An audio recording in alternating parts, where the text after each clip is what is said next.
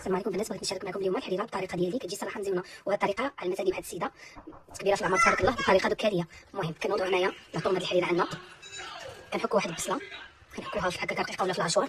كنوضعوا عندي هنايا طريفه اللحم اللي كنسخن كنمر طريفات صغارين ديال اللحم اللي كنخرجوا ليهم بشعلونه شويه هادئه. كنوضعوا عندي هنايا طريفه اللحم اللي كنسخن كنمر طريفات صغارين ديال اللحم اللي كنخرجوا ليهم بشعلونه شويه هادئه. كنعملوا واحد معلقه كبيره ديال السمن كتشحر مع هادشي هذا. انا السمن كنعدو ما نزيدي، اللي بغى طريقه السمن يخلي لي في الكومونتير. الصراحه هاد السمن اللي كتشوف ضارب عندي عام وزياده، ما كيغمل ما كيوقع له حتى شي حاجه. عامله قله كبيره على هادي، وملي كتسخوى لي هادي كنعمر من ديك قله كبيره كنعمر هنايا في الصغيره، وها شوف كيبقى فحال هذا دلتي وحار. المهم انا هادي واحد المعلقه هيدا.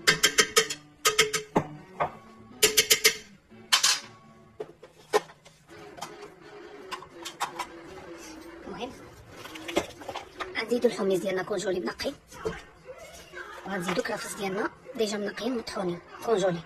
شتي تفسخ هادشي مع بعضياتو.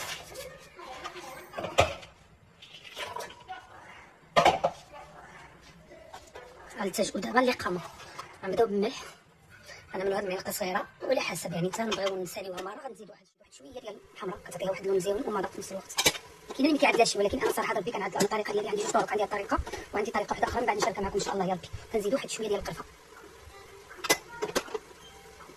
وكنعدلو واحد الطامه ديال البدري مع ديك العطيمات وديك طريفه اللحم كتعطيها صراحه ربي مذاق مزيون. وكنخليو هادشي كامل يتشحر.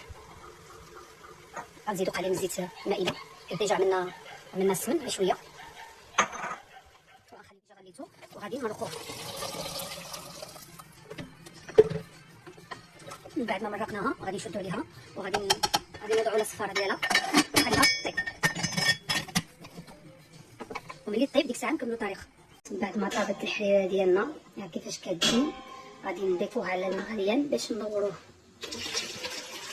البنات من بعد الحريره ديالنا ما طابت والماء غلا غادي نوضعو الشعريه ديالنا. كله كيعرف القياس ديال الطنجره ديالو. انا هاد العبار هذا كيجيني هو هذاك بالنسبه لهاد العبار ديال الطنجره اللي عندي. كنوضعو وفي نفس الوقت كنحركو باش ما كتعجناش شويه بشويه، وفي نفس الوقت كنحركو بهاد المعلقات ديال الخشب الصراحه صحيين في نفس الوقت مزيانين. كيجوني انا ديالنا عملنا لا الشعريه، ومن بعد ما وضعنا لا الشعريه غلات طربنا الطحين ديالنا في الميكسور مزيان باش ما كيبقاش مكور ما كيكورناش الحريره، وكنبقاو نوضعو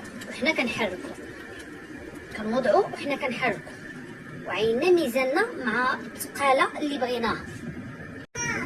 من بعد البنات ما وضعنا الطحين هو طاب معنا، ضروري خصكم تبقى التحريك وفي نفس الوقت باش يطيب مزيان ما كيدورش في المصاره. ضروري خصكم تعطيوه حقه.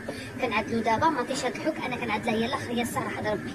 كنعمل بعدا الطحين يطيب على خاطرو باش كنستافدوا من الحريره ديالنا. عاد كنعملوا مطيشه الحك وكنعطيوها حتى هي حقها باش تطيب عاوتاني مع البنات ديالنا. كنعملوا مطيشه الحك ديالنا ضروري كنجريوها بشويه د الماء باش كتساعد معنا. كنعملوا العبار اللي كيكفينا من الطنجره ديالنا. انا هاد العبار كافي ديال الحريره ديالي. في الاول ما كنعملش ملحه بزاف، حتى الاخير كنزيد واحد شويه ديال المليحه،